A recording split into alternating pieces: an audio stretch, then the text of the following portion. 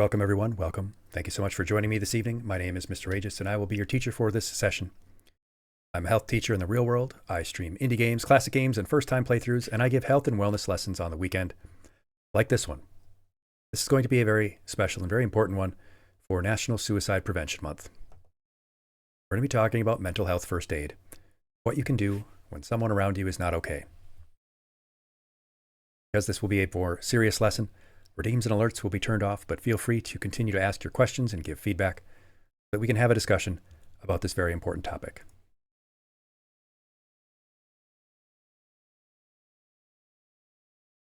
So you know about first aid.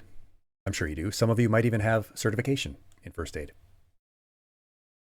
Well, regular first aid, it's what someone who isn't a medical professional, doctor, nurse, paramedic, what they can do in a medical emergency situation to help someone until more advanced care can arrive, if it's needed.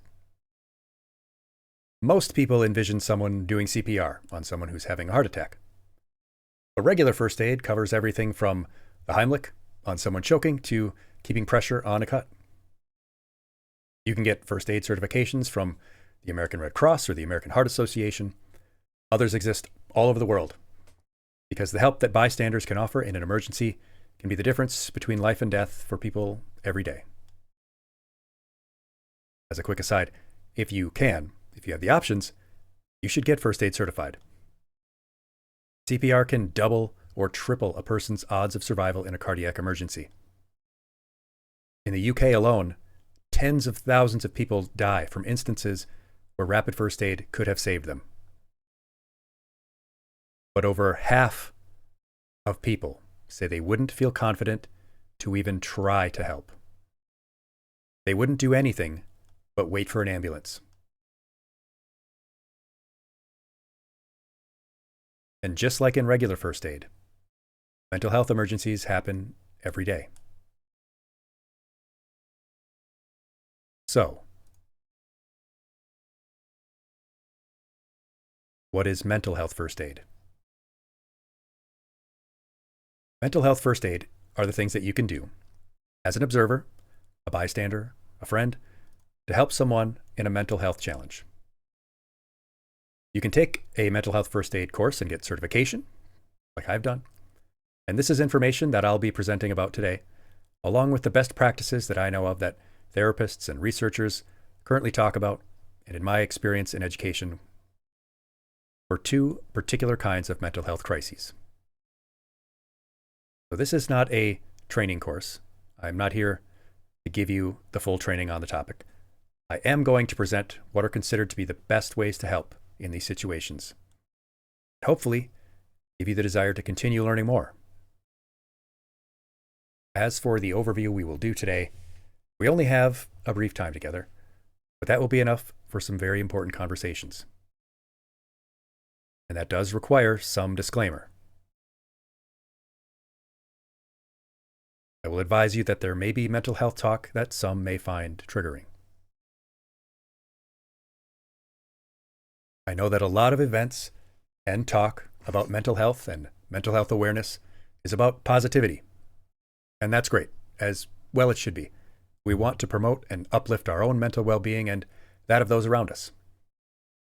But September is Suicide Prevention Month. Its purpose isn't just sunshine and rainbows.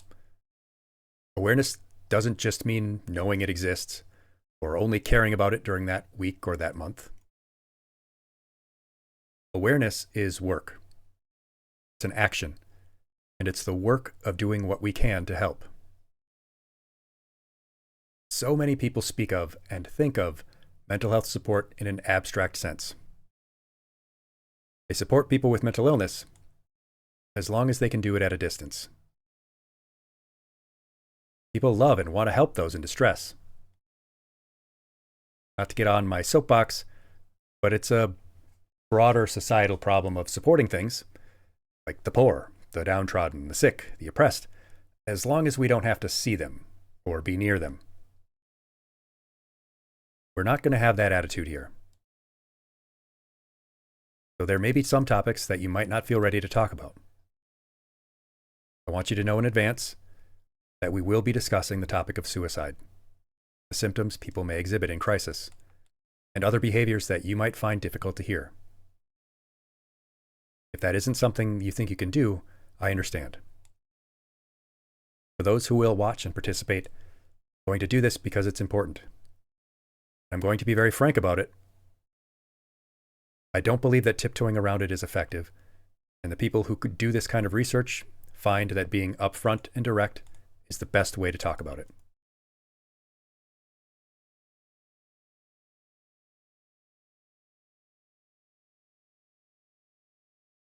So the two types of situations that we will be discussing are panic attacks, suicidal behavior. As I said, over half of people wouldn't feel confident enough to even try to help someone in a physical emergency. So people in a mental health emergency, they need that help just as much. And oftentimes, even fewer people are confident enough to try. If you're continuing, I appreciate your willingness to try. But as we could spend all day or even a week of lessons talking about every kind of situation we might find ourselves in, we're going to focus on just these two. One, because of how common it might be, and one, because of course it would probably be the most serious you might encounter. I will be asking for your thoughts and your feedback and your participation. So by all means, do.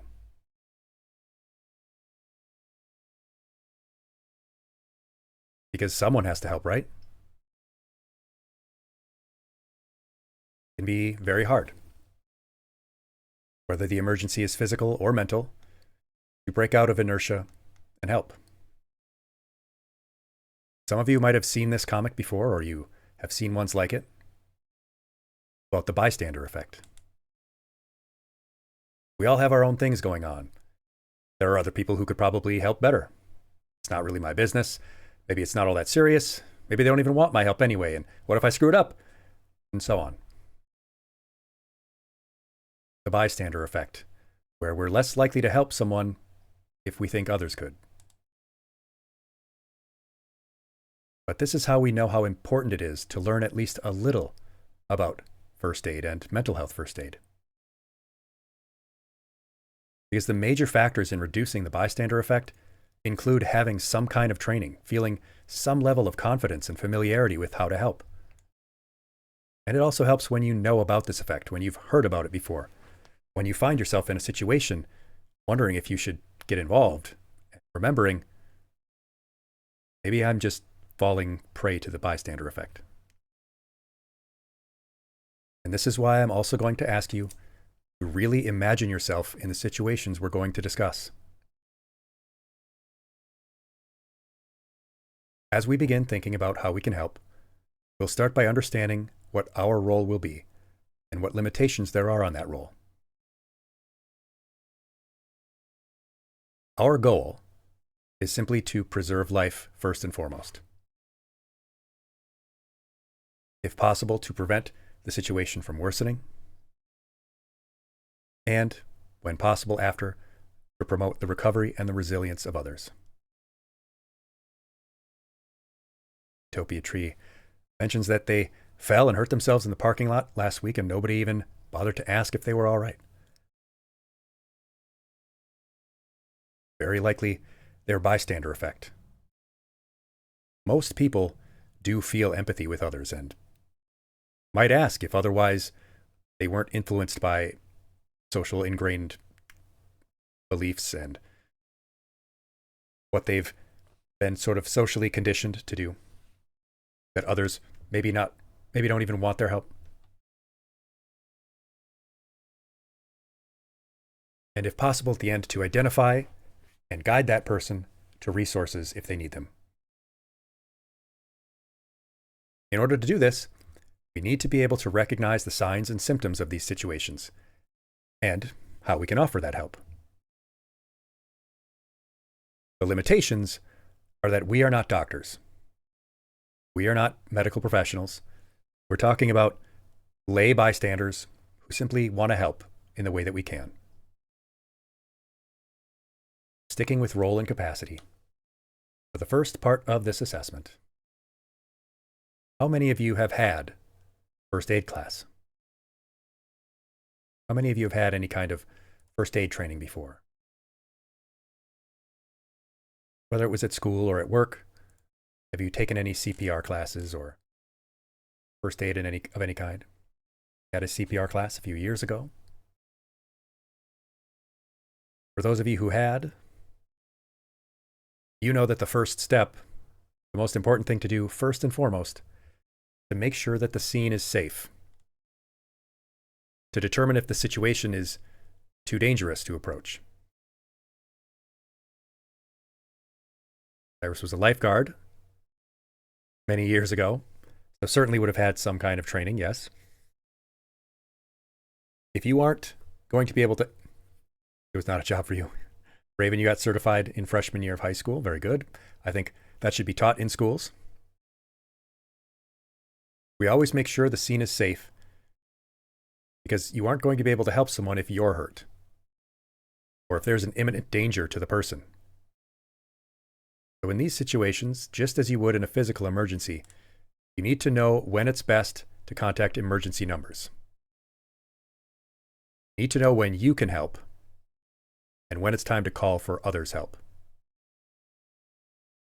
This can be very hard because in the context of mental health crises, often the first services to arrive are police. And the track record and training of police with people in mental health emergencies is disheartening at best. In some communities, though, there are special services, community organizations that may have emergency numbers to help. So it's a good idea to familiarize yourself with what kinds of resources might exist in your area.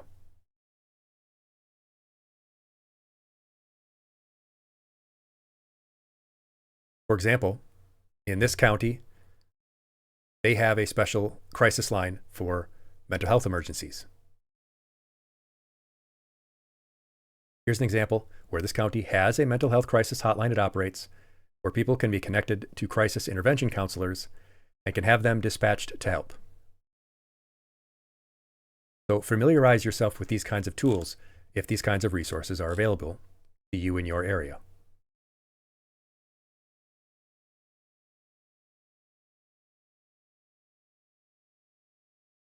We'll start with the mental health first aid strategy, the framework.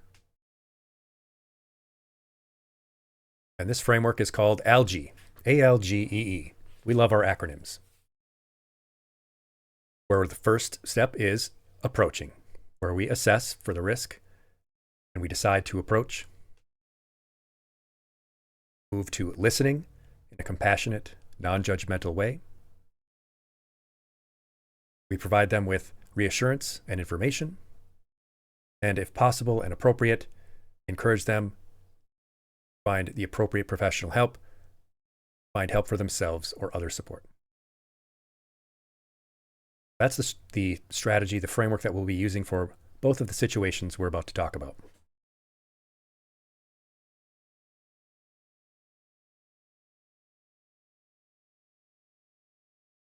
And that first topic is one that some of us might be keenly familiar with, either for ourselves or for those around us. That is panic attacks. One that is unfortunately rather common. In fact, about 1 in 10 people will have a panic attack in their life, and 2 to 3% of people will be diagnosed with a panic disorder. So it's a situation we might very well find ourselves in. And there are some very helpful things that people can do to aid someone experiencing a panic attack. Recognizing one might be difficult from the outside because the symptoms may be all internal. And they may be very similar to a medical emergency. Someone might feel like they are in a physical medical emergency. Hyperventilation. Physical symptoms like sweating and chills, rapid, intense heart rate, fear and anxiety. Shaking, they might feel dizzy, out of focus. They might feel detached or numb. And this fear is made very real by the physical reinforcement. The hyperventilation, the adrenaline, the pounding heart rate, dizziness, the rush of blood makes the fear seem very, very real. So these swirling, racing thoughts can become extremely difficult to get a handle on. Sometimes they stem from a particular trigger, something that has incited the thought, or something that has happened that has set off the panic attack, that sets it off in a spiral. Many times, though, there isn't anything the person can tell of that set it off. There is some evidence that there are subtle physiological changes in the hours leading up to a panic attack, mostly regarding CO2 and imbalanced respiration, and how the eventual hyperventilation becomes a reinforcing factor.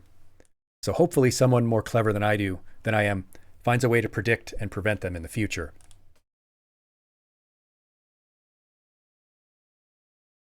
But when you are talking to someone who is having a panic attack, you want to be able to be an anchor in what is a storm. So of course, assess to make sure that things are safe for you and for everyone around. When you approach, ask. Ask to help first. Ask if they could use some help. Don't just begin offering your assistance. Make sure to ask. See someone in class or at a party who seems to be exhibiting these symptoms, difficult as they can be to tell from the outside. It may be easier to know if you know them well, if you're friends. But ask. Maybe you came close to breaking down after finding out a loved one was on hospice and no one noticed because it was all internal. Yes, that's not uncommon. You definitely may feel like, am I going crazy? That's not an uncommon thought. What's wrong with me? So ask. If they seem to be having trouble giving those answers, try to keep those questions as short and yes or no as you can. But ask calmly, not get overwhelmed yourself by trying to help. They may feel like they need space. You get away from people if there's a crowd, which can certainly be a situation where it's more likely a panic attack might occur. Crowds and a lot of activity, they can be a trigger for panic attacks, but they can happen in just about any situation. Second, if you are wondering how you can reach out and don't want to be a bother, if you are in a situation where you feel like you want to reach out, put aside any other concern.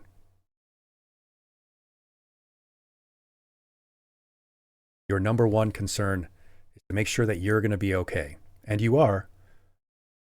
But if you're thinking about, do I need help? It's better to have it than not. And the people who care about you, the people around you, they're not going to find that to be a burden. Most of the time, in my experience, that person around you is going to feel, in some cases, honored that you would trust them, that you would think of them to be the person you go to for help. So give that person that space that they need. If there's a quieter space near, or if they just need to step outside, let them decide. Offer to sit down if they're standing, but accept their choice. Symptoms of a panic attack, again, can feel like the symptoms of a serious medical issue. They might be very afraid of what they're experiencing. They may want to seek medical attention. So this is a good time to remind you as well, a good time to think, to check if they have a medical alert bracelet or some indication of an existing medical issue. So talk calmly, but don't patronize. Short, calm sentences. Reassure them that you'll stick with them. Listen, pay attention. Let them know that you'll stay, that they're safe. Acknowledge that it's scary, but that they're safe. Accept their feelings because they feel very real. They aren't crazy. Many people who have panic attacks feel embarrassed, ashamed of it. Assure them that you understand that it's frightening, that it is scary. They're not crazy if they say something like that. And again, continue to ask how you can help. Let them guide that assistance. Most panic attacks will only last a few minutes. Those few minutes can feel like an eternity, but most panic attacks last maybe 10, 15 minutes. Sometimes longer, but usually no longer than that. They do subside. Reassure the person that you'll be there until it's over. Validate their feelings, let them describe it as much or as little as they want, but don't dwell on it. Thank you so much for the follow. I appreciate that. So let's go into do's and don'ts. Talked about some of the good things you can do, of course. Acknowledge that their experience is extremely scary, uncomfortable, stressful. Acknowledge that you know it feels very real. Give them the space that they need. And create space. That is, if there are other people around, other things around that might make them feel boxed in. And also, you might need to remove unhelpful persons. I don't mean physically. I mean, if someone around is being unhelpful or is a stressor, ask them to leave or to give space. Because other people may not have this information. They may not know. And they may very well be doing some of these don'ts we're about to talk about. Don't dismiss or ignore it. Absolutely don't panic yourself. But don't tell them not to panic. Don't tell the other person to not panic. I know you've seen that in media. How other people try to calm down someone who is panicking. It's almost always the exact opposite of what you should do. You're not there to criticize them for not being able to hold it together. You're not there to pity them for being too weak to stop this. So don't talk too much yourself. Again, let them guide the conversation. You don't need to pressure them for info.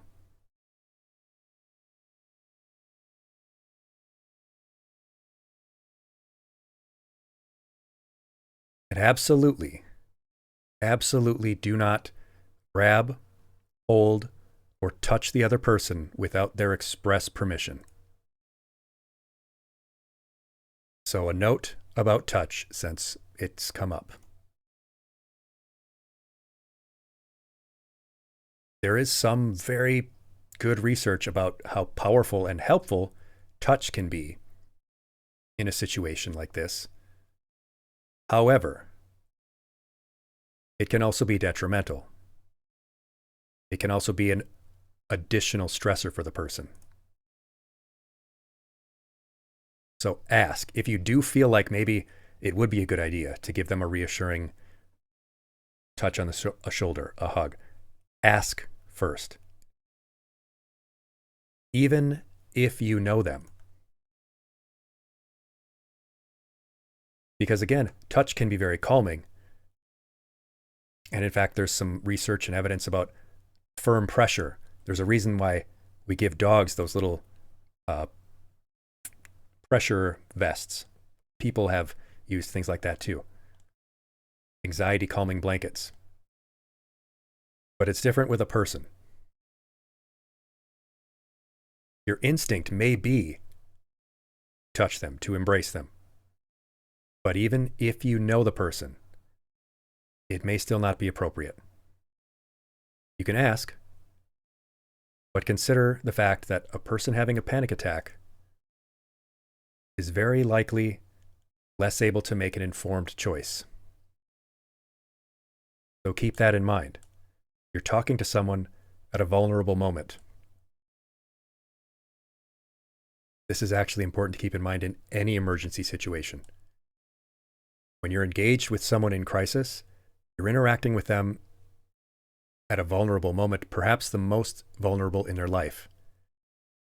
So you need to be thoughtful about your words and actions in the context of consent. Let's discuss something else we can do to try to help. The simplest things can be very helpful. Physical comfort. If it's hot, if it's cold, if it's windy, if it's bright, if it's loud, seeing if there's something you can do to help with their physical comfort. Water, of course, something to give them to think about other than their panicking thoughts, and because dehydration can be a contributing factor. Something to hold, something tangible in their hands may help. Or consider the environment. Easy, simple things you can do to reduce their physical discomfort.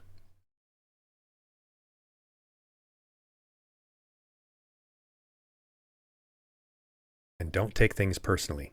They may say or do things that might try to push you away.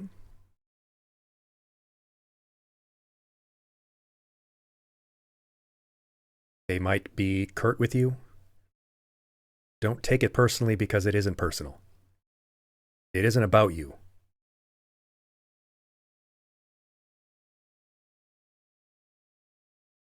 We did a breathing practice at the beginning of this lesson, as we always do.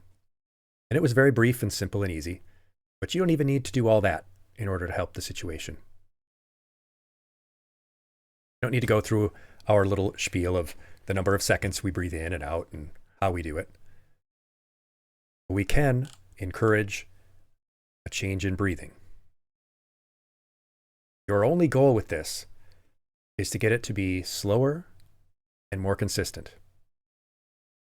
Beyond that, if possible, in through the nose and out through the mouth. Breathing can be a huge factor in a panic attack. It becomes its own vicious cycle. Shallow, rapid breathing keeps your chest feeling tight. It keeps your panic high. It feels like you're not getting enough air. It keeps your heart racing, keeps your adrenaline pumping. Something continues to feel wrong. So getting breathing under better control can be a major step towards shortening the panic attack. And your goal here is just to get their breathing to slow down, be more consistent, and if possible, in and out through the nose and mouth. The specific numbers are not that important. In fact, trying to get someone to count breaths or telling them about any specific breathing technique can just be overwhelming and even feel patronizing. And that's a big no in that do not do section of this topic. You only want to try to encourage slower, less shallow breathing.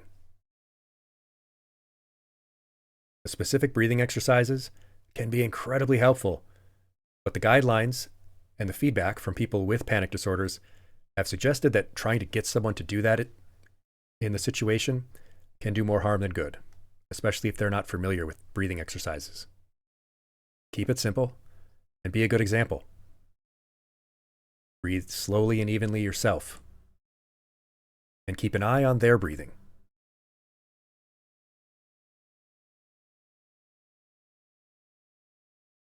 I want to make a note about the topic of grounding.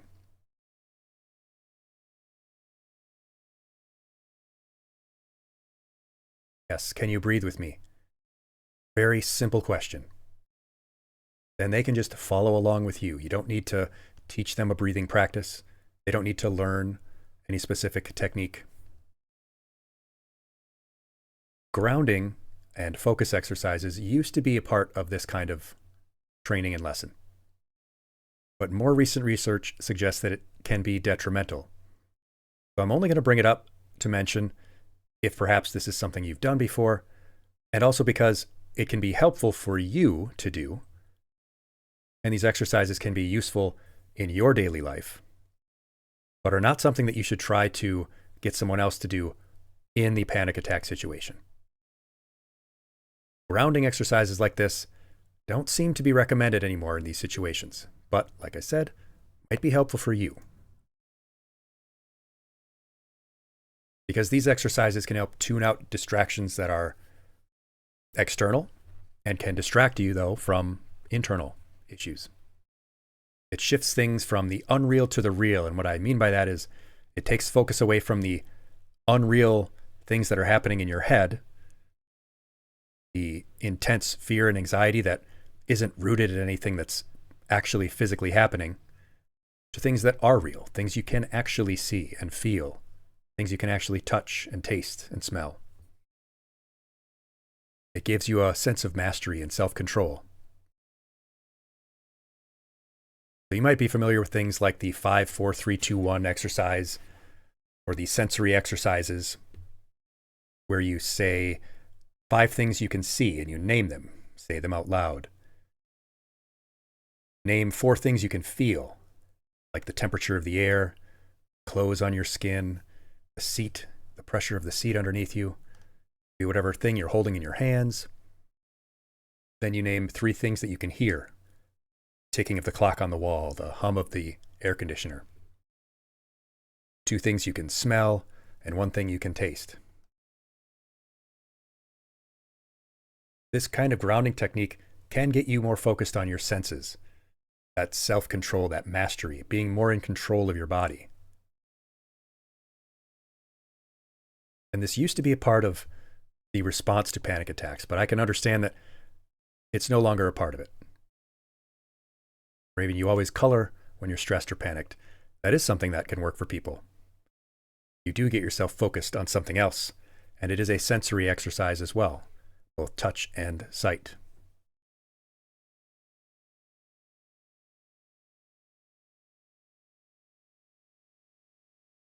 Yes, even something as simple as a sensory object. We talked about having something to hold and look at, just feeling and seeing it. Yeah, you don't need to go through an exercise like this. You can incorporate it into your response very simply. Giving them something to hold. That water bottle.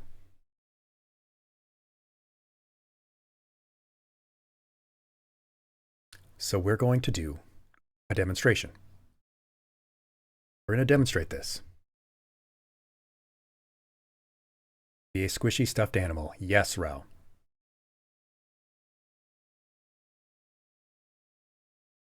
We're going to demonstrate some of these skills, the approach. We're going to put it all together, do a little role play. I will be our acquaintance.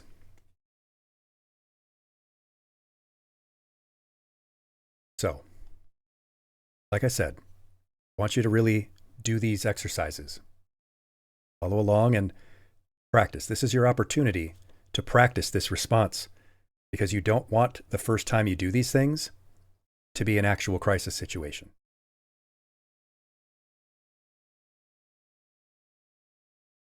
I'm going to change my outfit to indicate I am playing our acquaintance. In the halls at school, end of the first semester, have just been posted. Students are milling about in the busy hallway. Encounter me by the door, ring outside. We know each other a little bit from class. Friendly. I can tell that something is bothering me.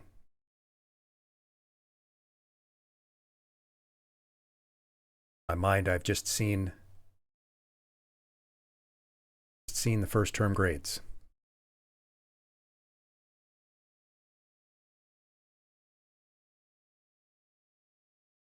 They're not great. I was already worried. Anticipation of that first grading period was rough. Now it's there in black and white. I just started. Now I'm already behind. I don't know if I can do this. Maybe it was just a mistake to come here. Maybe I'm not cut out for this. My parents spent all this money already. Already screwed it all up. Everyone else has everything going for them. Just seem to manage just fine. Why am I so stupid? I'm going to lose my scholarship. I'm going to end up having to move back in with my dad. My boyfriend's going to break up with me. Fuck. Oh my God. Oh my God.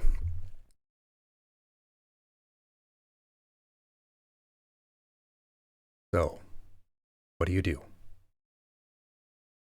How do you approach? Think about it. Write it out in the chat. Say it out loud. I'll give you a moment.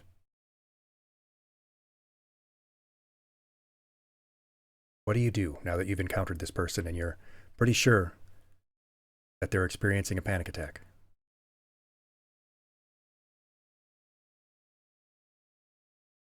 Actually say the words out loud. Kind of approach statements that we were talking about before. You've encountered this person. Tell that they're distressed by the things that they've said, by how they're behaving. You've clearly noticed the way I was breathing. Rapid and shallow. Very simply, Empress puts it, are you okay? Do you need help? Ask if they're doing okay.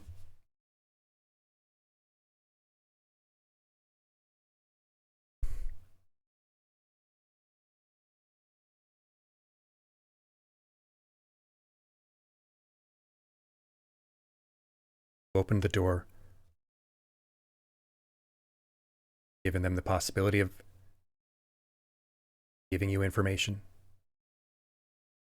Approach calmly. Make sure to get their attention in doing so.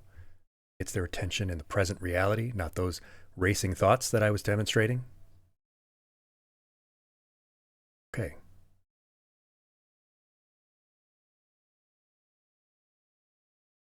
You've approached me and I don't know. I'm having it's an asthma attack. Oh my God, I just can't think.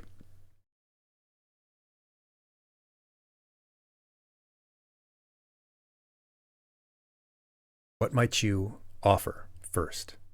Think about the situation. Think about our environment. Those simple things that we were first discussing. Very busy hallway. Again, yes, confirming the experience is real. Going to the validating the feelings.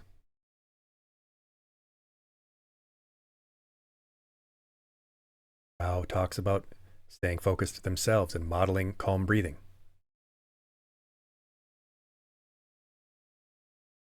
I'd ask if they would like to get out of the hallway,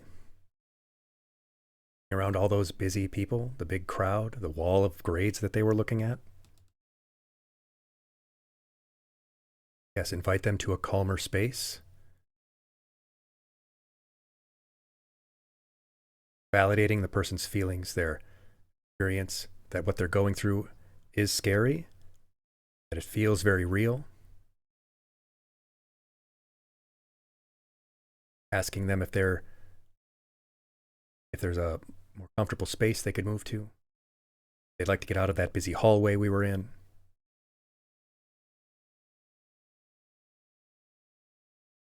What you say about the breathing, besides just modeling it yourself.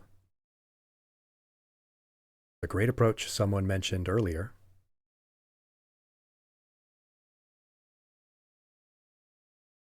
Saying, you breathe with me as you model. Through the nose, out through the mouth. Ren points out, never leave the individual's side. That was one of our first main points, yes. Reassure the person that what they're going through does feel very real. Validate their experience that you know that it is scary, but that it will pass and that you are there, that you will stay with them through the entire thing. Because, as we talked about, most panic attacks do subside within 10 to 15 minutes at most. That time can feel like an eternity to the person experiencing it. So your presence can help. Nothing complicated that you need to do. Approach them calmly, reassuringly. Ask if you can help. Ask if there is something you can do to improve their physical comfort. Said if it's too busy around them, if it's too bright or hot or cold, too loud. Reassure them that you are there, that you will stay with them. Model good breathing. Don't pressure them about their breathing exercise or try to get them to do any particular exercise, but if you can, encourage them to breathe more deeply and consistently, or slowly. Exactly.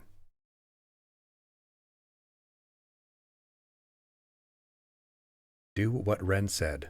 Never leave the individual's side.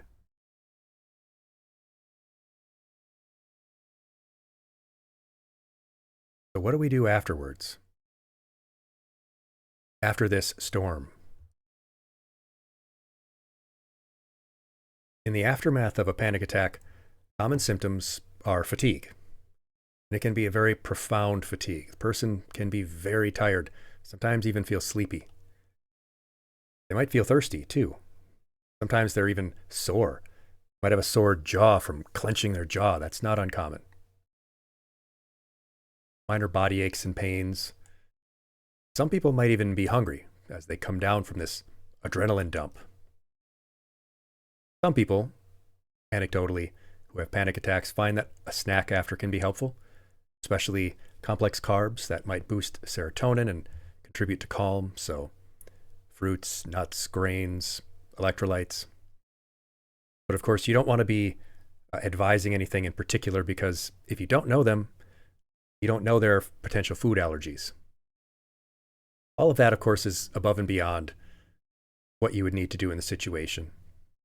But you can always ask how they're feeling. How are you feeling now?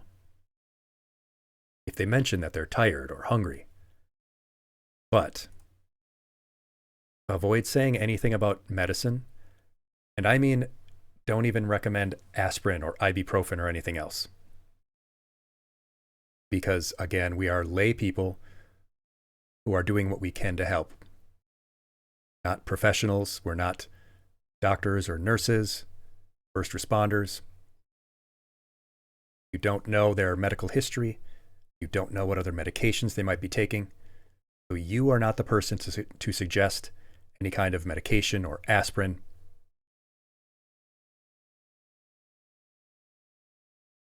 You can bring up then resources and help them find or guide them to resources if they are interested, to help prevent future attacks, to get medical assistance.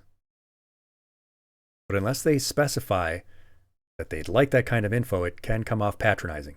They probably do want to know, or want to know what to do to make sure this never happens again.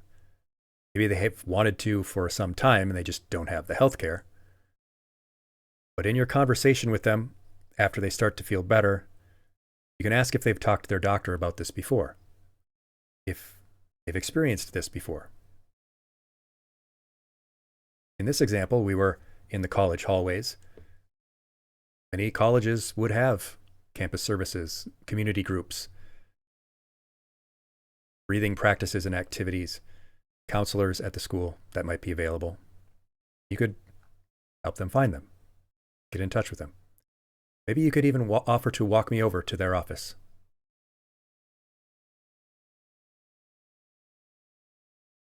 But again, understand your role in this.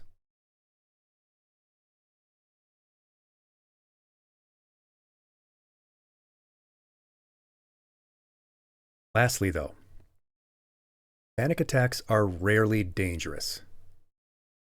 But that doesn't mean you won't need help. If the person's symptoms don't subside after a half hour, it might be necessary. Because, as we've mentioned a few times, most pass within 10 to 15 minutes. If it continues, if it persists, then additional help might be necessary. Not even necessarily because it is dangerous, but just to err on the side of caution. If the person begins feeling faint, or they aren't able to respond to you anymore, there's another sign that you should probably get additional help. If they notice that their heartbeat has become irregular or continues to beat out of control despite working on their breathing, might be time to get some help. And of course, anytime they ask, if they say they want medical help, if they say they need to go to a doctor, then it is your imperative to do so, to get them that help. When you decide that it is time to get additional help, act with intention. Once you've made that choice, carry it out effective immediately.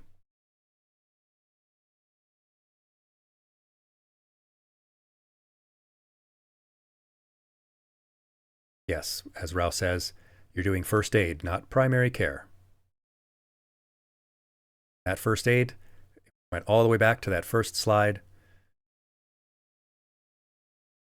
First aid itself can save hundreds of thousands of lives. So we'll pause right here for your questions, for your thoughts. You did a great job, so take a deep breath yourself.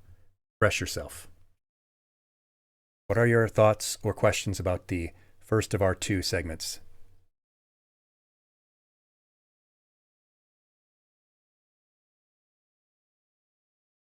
We'll say that when you are having the conversation with the person and trying to continue talking to them, you can ask them things like, has this happened before? Sometimes it's the first time a person's had a panic attack. Sometimes it's not. If they have, then you can ask them what helped. If they've had the experience before, they might already know the things that are going to help them.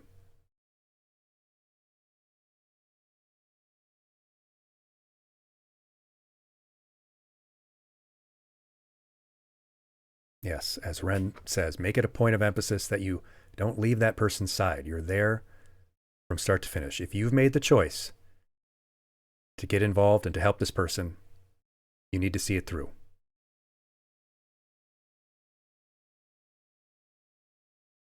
It's not the first time they've had a panic attack. They may know some things that have helped. A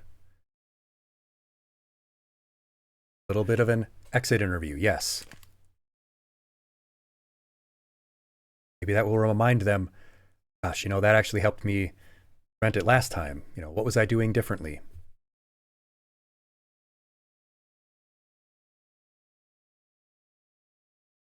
And if you're able to ask them if it's happened before while they're having the panic attack, that can also remind them it passed last time. It didn't last forever previously. Of course, it ended. That is one of the biggest fears during a panic attack. Why it feels so much like a medical emergency. It can feel like you're dying.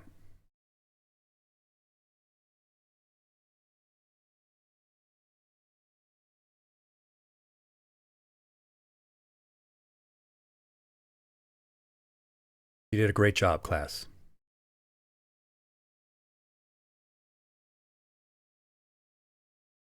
And next we're going to talk about what would be the most serious one.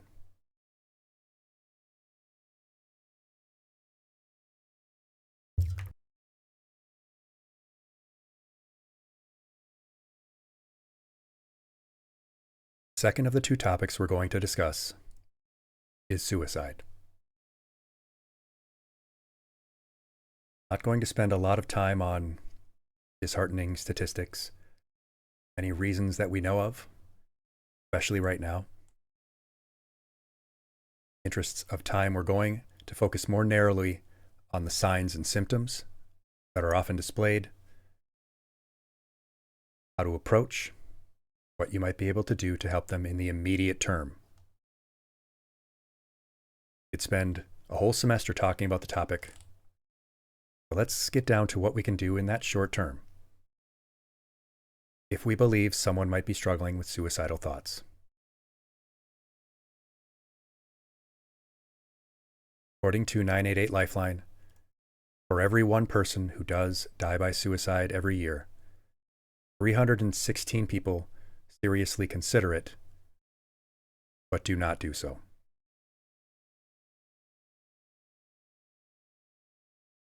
don't know if that one person you think might be experiencing those feelings be that one person out of 316.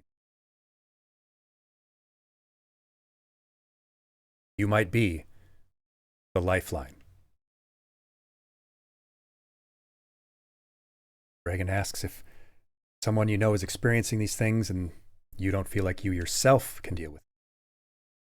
Well, I'm going to mention some specific hotlines that are actually available for you as the potential responder, because some of these hotlines, some of these websites as well, they offer help to the friend, to the family member, what you can do, what resources you can go to. There are people who can actually talk you through how to help in the moment.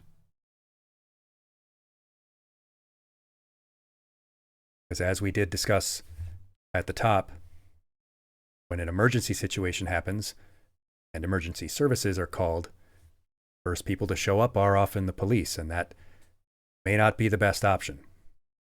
So again, important, as we mentioned at the top, to see if your community also has alternative resources, mental health emergency resources. Some counties, some cities, they have specific trained response teams, counselors that can be dispatched to mental health emergency situations. So a very good idea in advance, maybe tonight, maybe tomorrow, free to search. Do an internet search and see if your county, your area, your region has a mental health emergency response line. It is unfortunate that we don't have a national system of this, but you might have resources available to you that you don't even know about.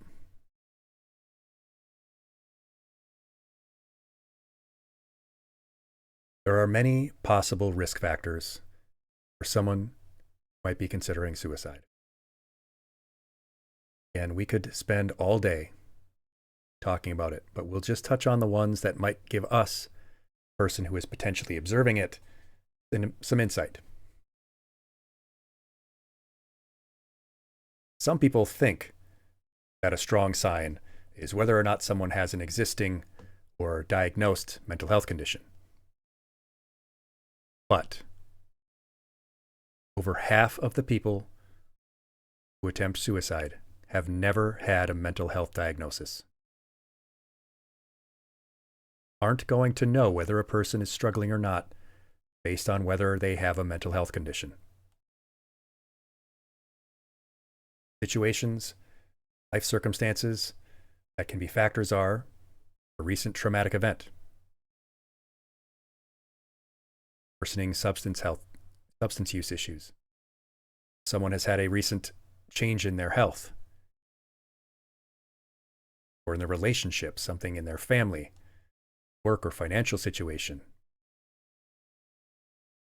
They're simply things to keep in mind as a part of the possible signs. We're going to focus on 3 areas here: behaviors, words, and feelings. These are the 3 key areas to look for. The first of the signs we'll be looking for are behaviors, because these are things that will be observable, things that we can see, things that will be difficult to deny. A dramatic mood change. They have diminished hygiene. They aren't taking care of themselves the way they used to. Notice that their patterns of sleep are disrupted, that they are not eating at the same time or same things or as often. Of course, we would dissociate withdrawal and socially isolating themselves with this. They may also have reckless behavior, things that might be very different from their usual personality. That lack of interest, that withdrawal, all those other changes can lead to a lack of performance in their job, school. Might lose interest in the things that they used to enjoy doing, be very restless, begin moving noticeably slower than usual. Things that you can observe if you're watching carefully.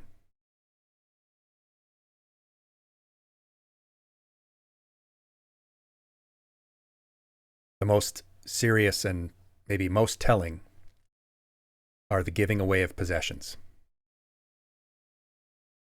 Giving things of theirs away, seemingly out of nowhere, especially things that have meaning to them. And if you're noticing any of these other behaviors, and then you notice a sudden calm, that can be a very strong sign. Sudden calm, because that might indicate that they have made a decision.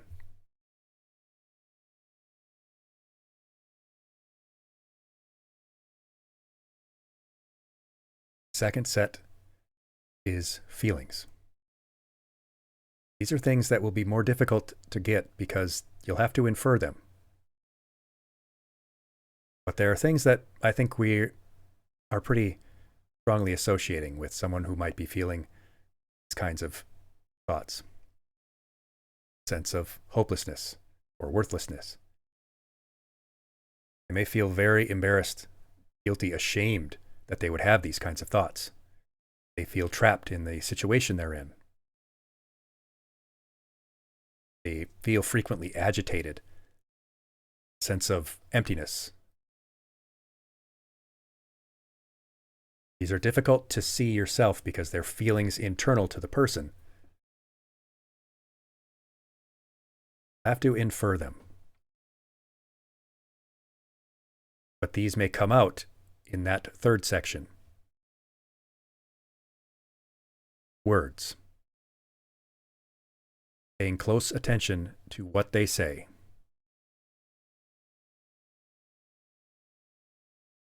These things that you've heard are also going to be strong indicators. The things that are observable, things that would be hard to deny.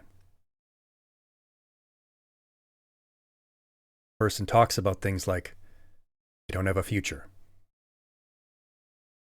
wishing that they hadn't been born or that they could go to sleep and not wake up. They talk about feeling like a burden to others or that they are a mistake. Not that they made mistakes, but that they're a mistake. Being a failure, that they're weak or useless. Some of these you may have heard of in suicide prevention or mental health discussions. There's a reason for that. Two of the most powerful indicators in terms of words. You hear them saying things like, if I see you again. Or if they say things like, I'd be better off, or everyone else would be better off.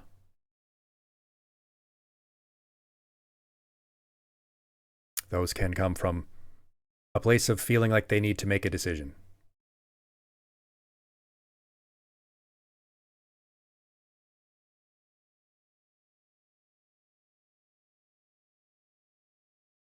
So, the approach. How could we possibly broach this conversation? How could we possibly approach this person if we've noticed these kinds of signs? We're concerned about them.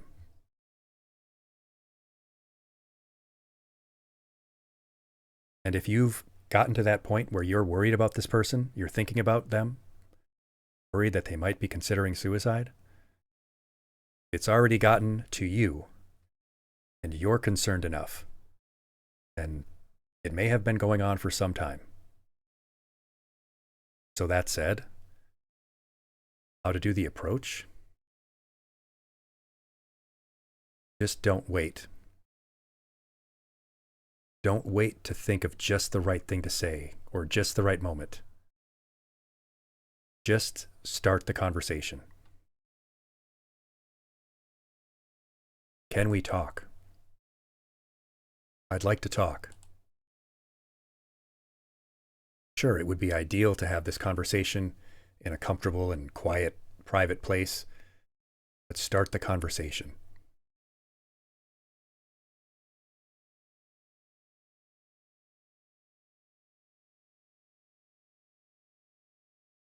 How do we have this talk?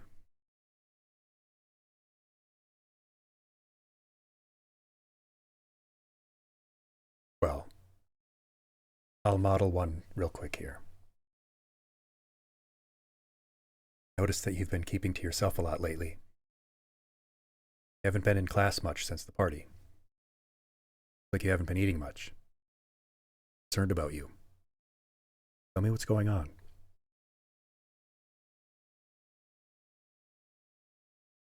I noticed that. It seems like open-ended, but factual.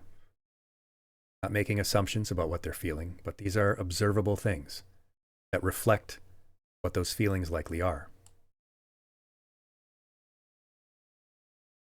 Now, of course, one of the things people who are experiencing suicidal ideation might do is reject the possibility of having this conversation. Many people feel self-loathing and shame about this. They didn't want the attention. But for many, it's that they reject the notion of positive attention. The kind of attempts to cheer someone up that they might be getting, and they feel they don't deserve. But in many of those cases, we do want attention as people. They want someone to notice their suffering. They just want genuine attention. That's why it's so effective to do what we're about to talk about. If they are open to talking, let them talk. You open the door with the things that you've observed. And now you can, if they want to, if they wish, talk to you about what they're feeling that led to you seeing those signs. Seems obvious, but remain calm, but empathetic. They might be about to talk about some very heavy, painful things. It might be hard to find a balance between staying calm and showing that you care. This goes along with being objective without seeming too distant. It's challenging, yes, but nobody said this would be easy. Patient, non-judgmental. You might be anxious to get to what you think is the meat of the matter, the heart of the issue. But let them talk about this. It's likely that they've been holding on to it for a long time. Remember that it's not personal. Set aside your own thoughts, beliefs, opinions about suicide.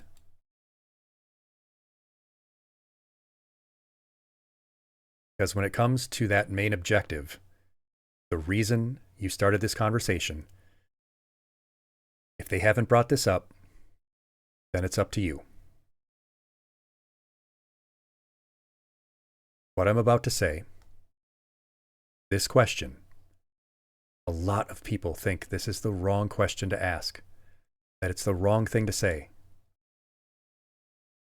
But what has been found, it is borne out in studies by experts, that this is the question to ask.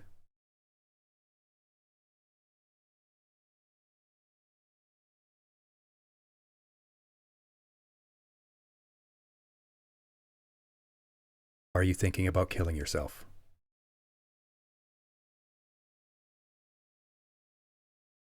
Are you thinking about suicide?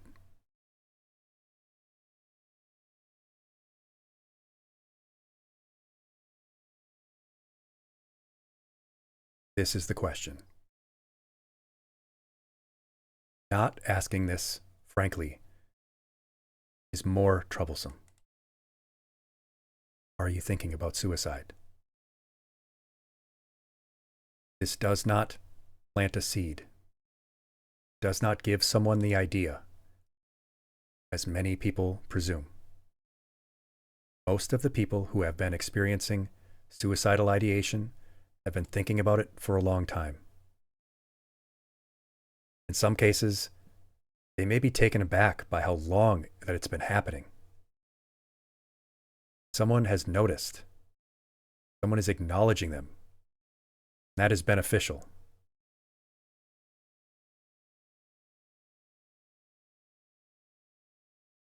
The shame that they've been feeling about having these thoughts is now given an outlet. You've given them permission to talk about it with you.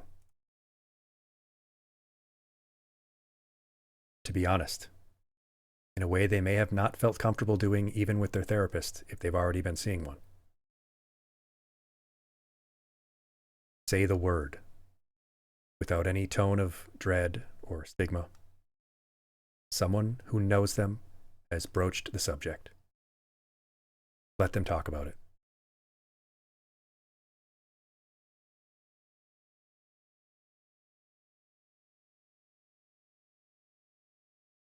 Often there is a sense of relief that they have been acknowledged. Now they have the chance to say all these things they've wanted to say.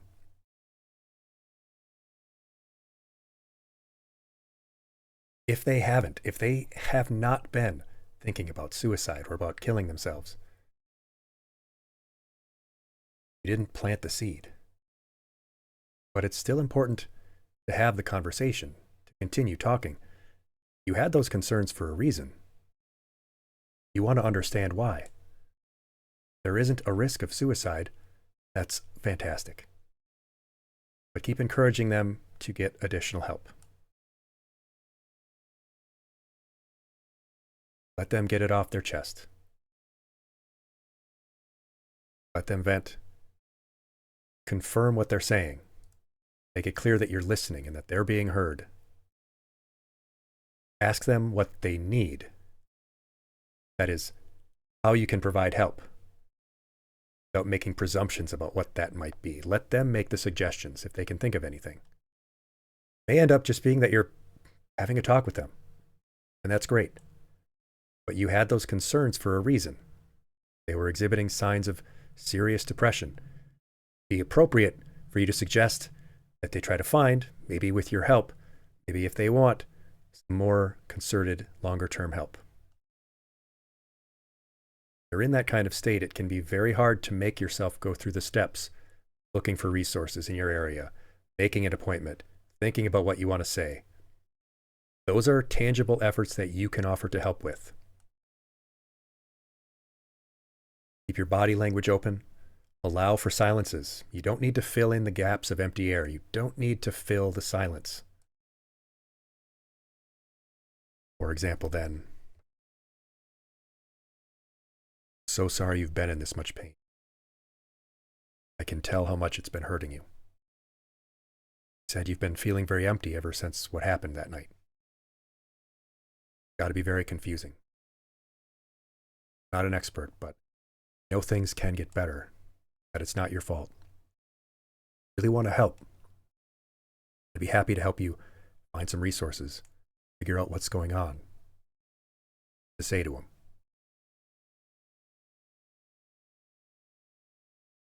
Don't need to overcomplicate things.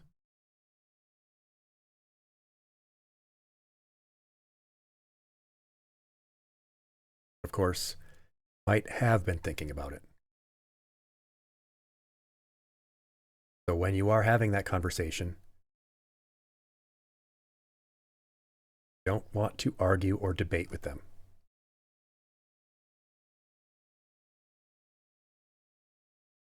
Don't want to use any kind of guilt that you're going to ruin your family's life.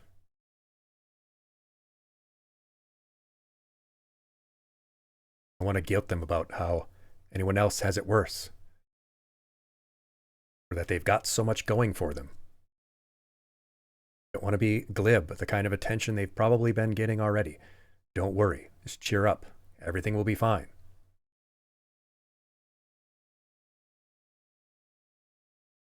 I also want to make sure that you aren't treating it with any kind of stigma. Saying commit suicide. Talk about failed suicides, like it will be terrible if it's a failed suicide. Like it would be better if it was successful. Don't use any slang. I don't want to get into that, but don't use slang. Use the word.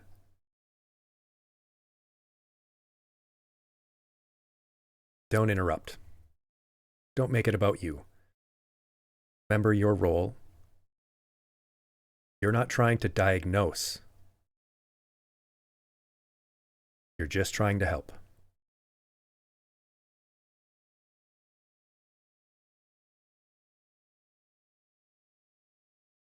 If they have been thinking about suicide, they indicate that they have been thinking about it. Want to calmly and openly, without reacting with shock, ask them for more information. Don't react with shock or horror that they've been thinking about it. Of course, when you ask that question, you're hoping that they say no. But if they say yes, you need to ask some very important follow-up questions. Ask them if they've thought about how they would do it. Again, this follows up with the main question, and people feel like, and they have this instinct that if I ask them these questions, it will plant the seed, or that it's just so difficult to ask, but you have to.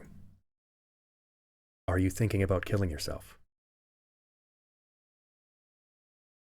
Thought about how you would do it.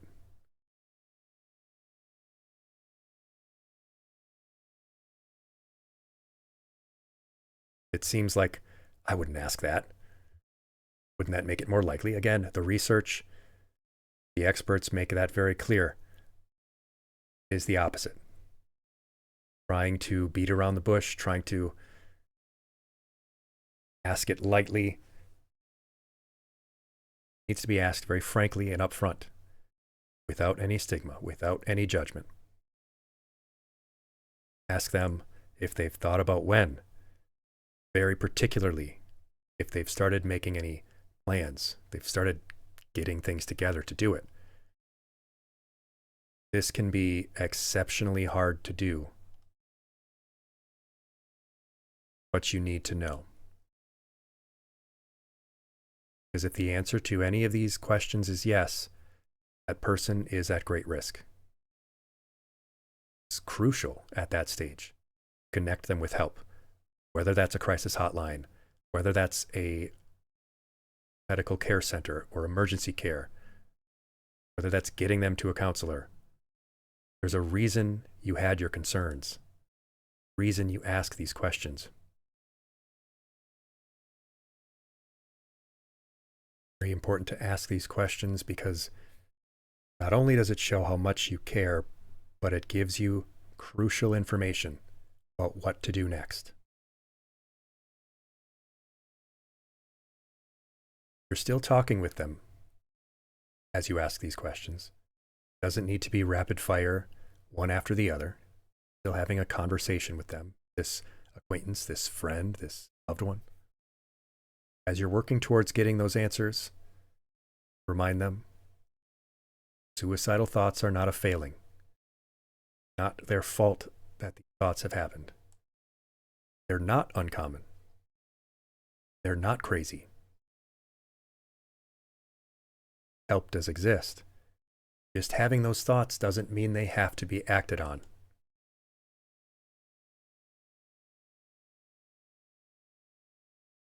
So to put it together, have you been thinking about suicide? Thought about how you would do it? Tell me. Started making plans? Getting things ready? Thoughts aren't some kind of weakness. You're not weak. You don't have to act on them. They're a symptom. Things that can help. It's not uncommon. I want to help because I noticed. Concerned about you. Matter to me. I know that things can change.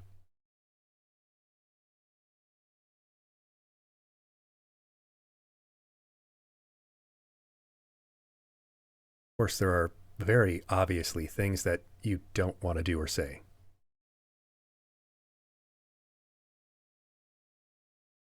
Because you want to and you need a level of trust to get them to accept your help. Talked about guilt or threats or being glib, like it's a phase or you'll get over it. Sure that you're not distracted, that your focus is 100% on this. Don't compare it to anyone else. especially yourself. And definitely don't tell them how to deal with it. Don't tell them that they would feel better if they meditated or if they started walking in the mornings. Again, you're not there to diagnose or to give a prescription for better mental health. You can have those kinds of conversations later. Right now, your goal is to determine if a person is at risk for suicide, try to get them the help that they need.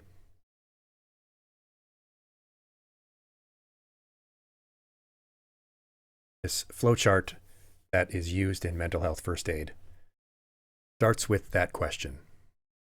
That big question we ask if a person is considering suicide. Starting here at the top.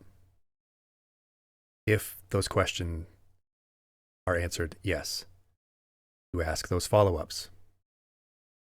Have been thinking about it. How in depth have they been thinking about it? If they have been thinking about how or when, getting things together, that person is at serious risk for suicide.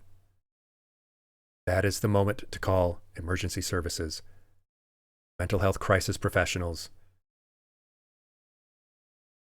to get that person to the appropriate professional help.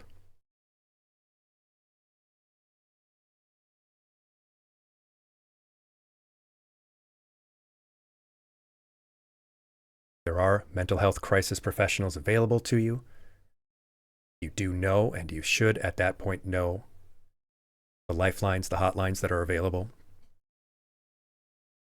That's the time when you get connected to them. At least starting off with bringing in a professional on a hotline, on a lifeline, because that person will have more resources that they can direct you to.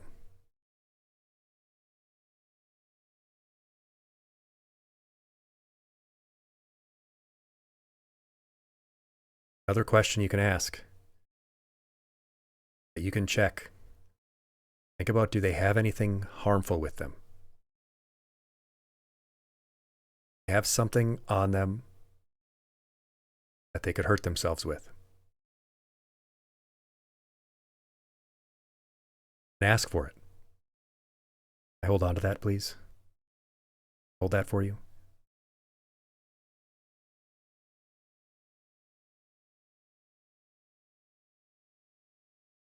It's very important not to be distracted.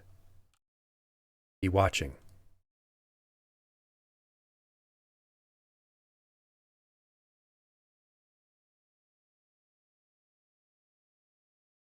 It can feel daunting or even counterintuitive to involve emergency services when you think it's just going to make it more complicated. It's just going to make them freak out. But it's imperative that at least someone with more training gets involved. Yes, Dragon, social worker, if you have access to those people in your lives, if you know of a counselor, if you know of a social worker,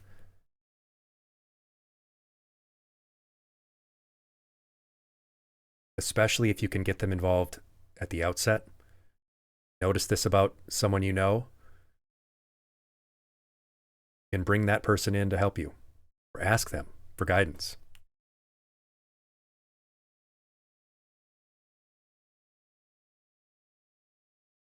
And reach out yourself if you need it to those hotlines, to those lifelines. If the risk of suicide exists, someone with greater training needs to get involved. The person in themselves might be very resistant to getting help. They might not want to talk to someone else. You can definitely offer the alternative of going with them to the hospital. Ask them if they haven't already talked about it, if they have a therapist, if you can take them to their clinic or their doctor. You're there as the stopgap, as the first aid. As resistant to the idea as they might be, you can offer them the choice. But these choices all have to involve connecting them with someone else.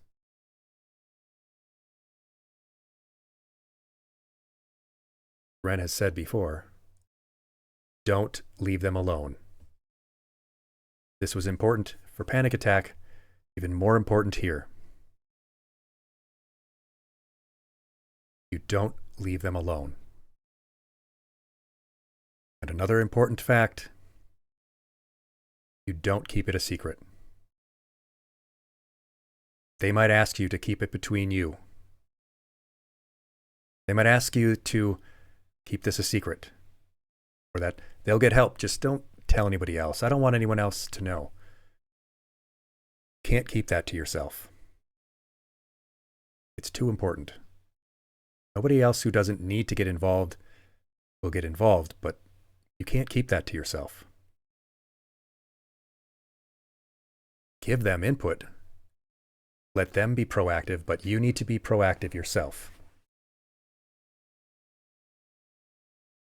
Whether that is getting them to their doctor or to a hospital, which then bypasses emergency response units, calling the 988 crisis line, which is 24 hours a day, 7 days a week, confidential, as English and Spanish speaking operators.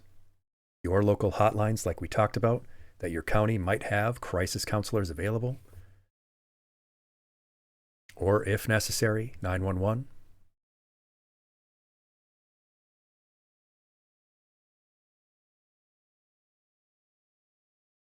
What do you say if they ask you to keep them secret?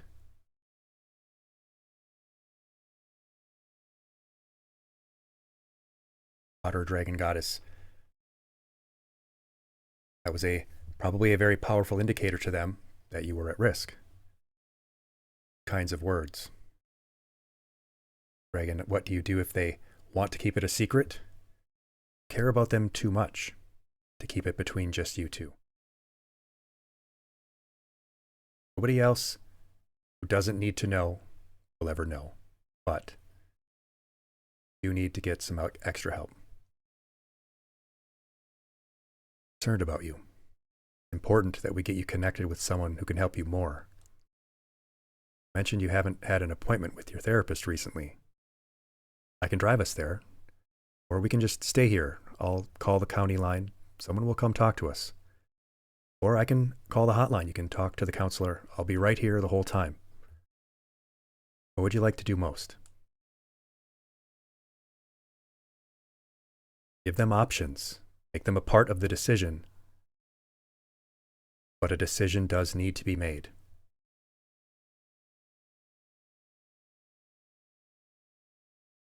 You're there as the stopgap and you're doing a great job. But part of your job is to get someone involved who has more advanced training. Leave them alone through this process. Get a secret. Care about you too much to do that. You need help, and I'm here to get you that help.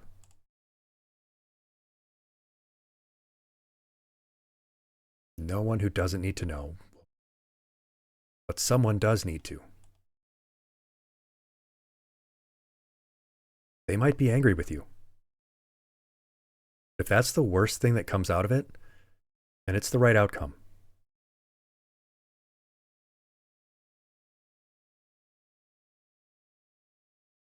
Emergency services like 911 might be the best option in the end. Their life is the priority. If that is necessary, ask for a psychiatric evaluation team. Let the operator know what you know about the situation. Always, as Ren says, clarify that the individual has options and that you can do them together. They are not alone. You're there. And there isn't just one path. They are not trapped. One of those options will be the one that's more palatable to them. Maybe it is driving to the doctor, where you can be with them the whole time.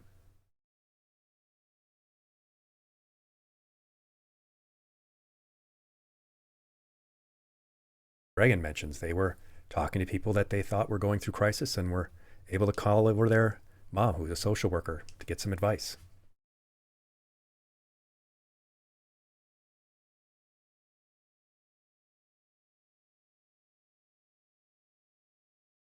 So now let's put it all together. We're going to do another demonstration.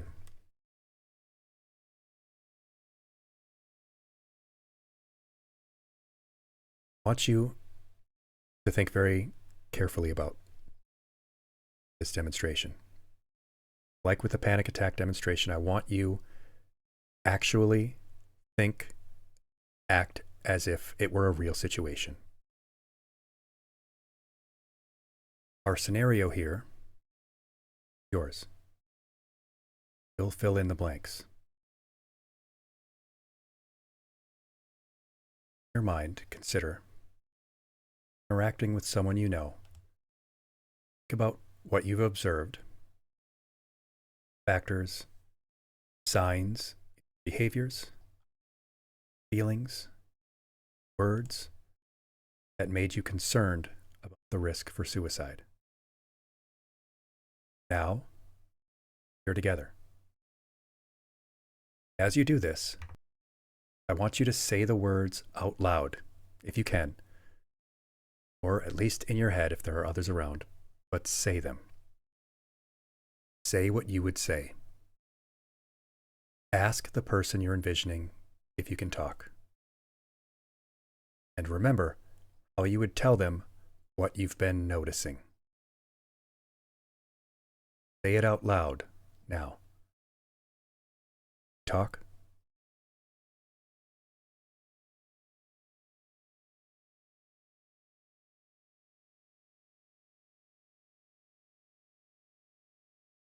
Think of the scenario and say out loud,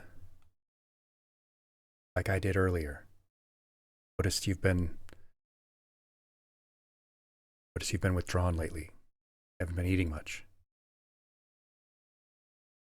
Haven't seen you book club since the party.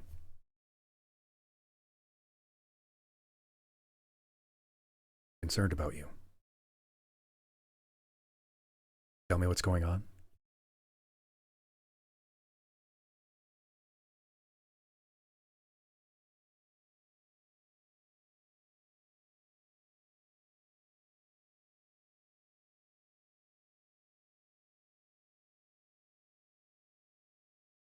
Finished doing that, giving yourself that practice.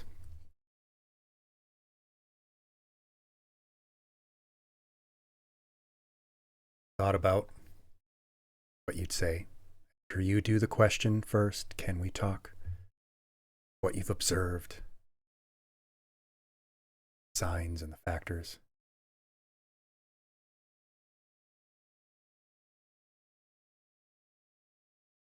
Behaviors, drawn, words they've said.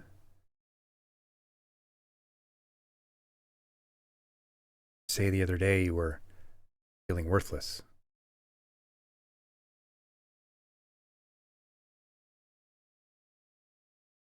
Now I want you to ask the question. I want you to ask it out loud. I want you to say it. It's difficult, but it's all the more important to do it now, so that when you are in a crisis, that's not the first time you've ever said it. Let me know you said that out loud.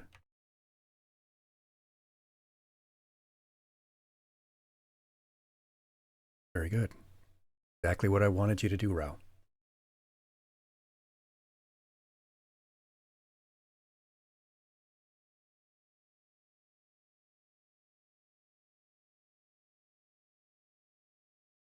I guess I have, yeah. I mean, I've thought about it a little.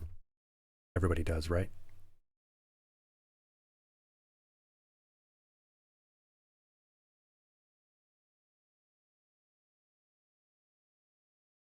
Now I want you to ask out loud first two follow-ups.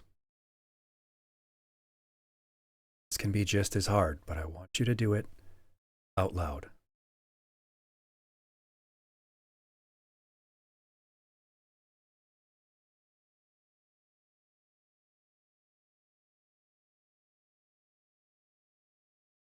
Follow-ups can be just as hard. They give you actual information.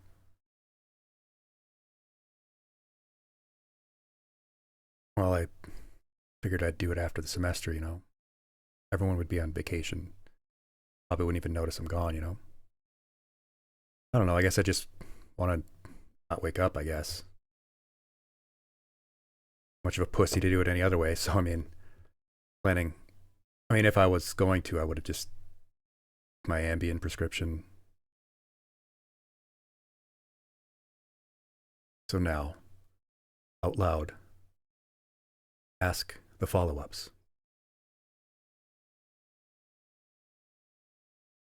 Perhaps even more crucial information for you to have.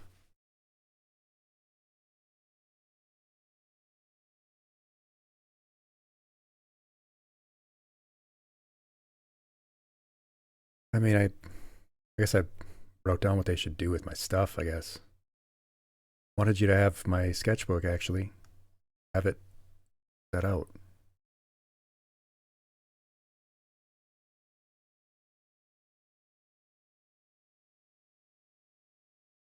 Where are we now? What did that last statement at the very end sound like?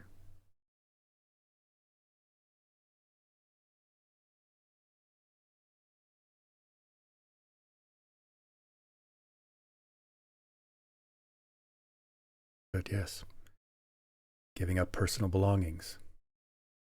That there's preparation already underway. At the very end there, it was almost like I was surprised how far along it had gotten.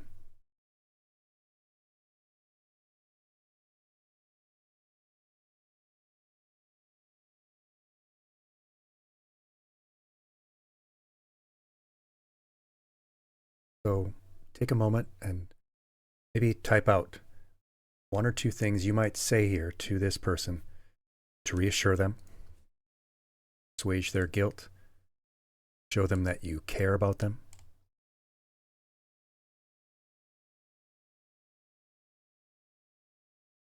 We aren't just there to push them into the help.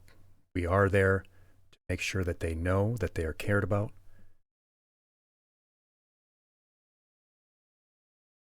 People care enough about them, want them to be helped.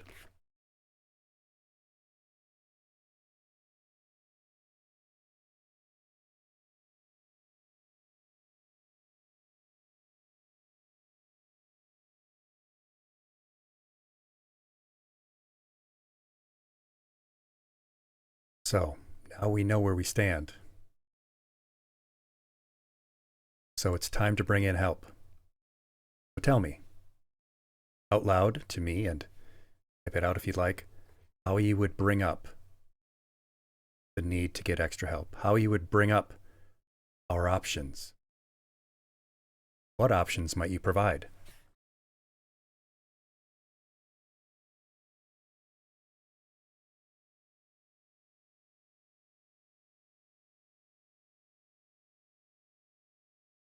Talk about getting in touch with a crisis counselor, getting to a hotline, driving to the doctor on campus. Maybe we can go to the campus clinic.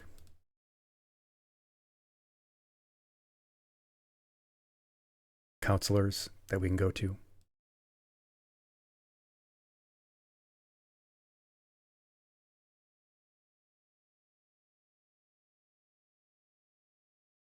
It can be very hard to bring up the options. You want to be careful how you word it. Emphasizing that you'll be there, that you'll go with them. I'll talk to a counselor with you. I'll drive you to the hospital. I'll go with you. Not, do you want help, Dragon? Now we're at the stage, like in the panic attack, where we're asking what we might be able to do to help. Now we need to get them help. We can make sure that they have agency in what that help is, how we get them to it, but it does need to happen.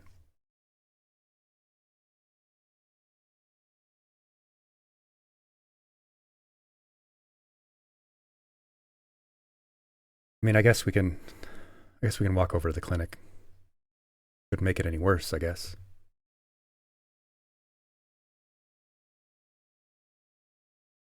I'll talk to the counselor. Yeah, I guess I can talk to the hotline. Make it any worse?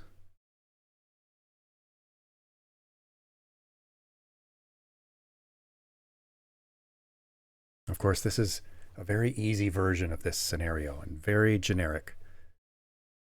But a key takeaway here is that I wanted you to say those things out loud. For those who did, for those who ran through that scenario in their head, I appreciate it. It means that you took this seriously.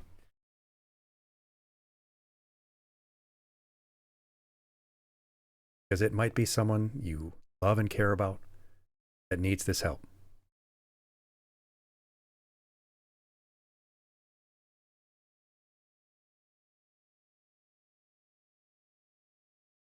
Did a great job.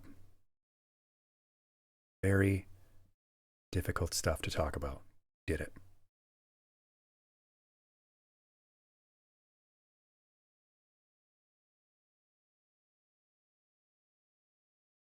You can get mental health first aid certification, groups like mentalhealthfirstaid.org. You can get people help if they're in distress, 988lifeline.org. Substance Abuse and Mental Health Services Association has free treatment referral and information for yourself and for others. National Alliance on Mental Illness has very helpful guides for helping other people out.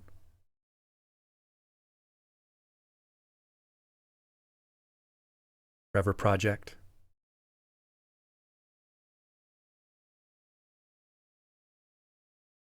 Of course, as we've talked about, checking in your area what additional resources might be available.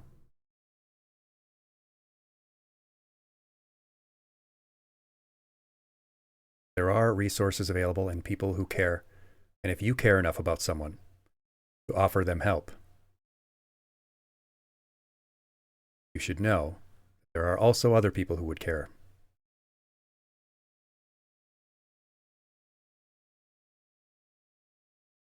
Whichever service you get involved, again, someone with more advanced training does need to get involved if those signs indicate that there is a risk for suicide. So let's open it up for your questions. What other feedback do you have? What other thoughts did you want to talk about? As we continue to support Suicide Prevention Month.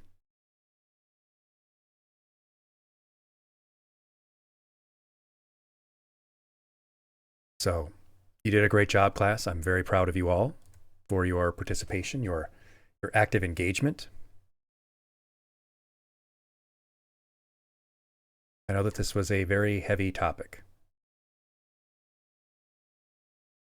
But this was much more serious than some of the other subjects we've gone over. So if you have feedback, I'd be happy to hear it, either here or in the Discord, wherever you might want to message me. Always looking for ways that I can improve our lessons and maybe talk about other situations. If there are other types of mental health crisis that we might want to cover,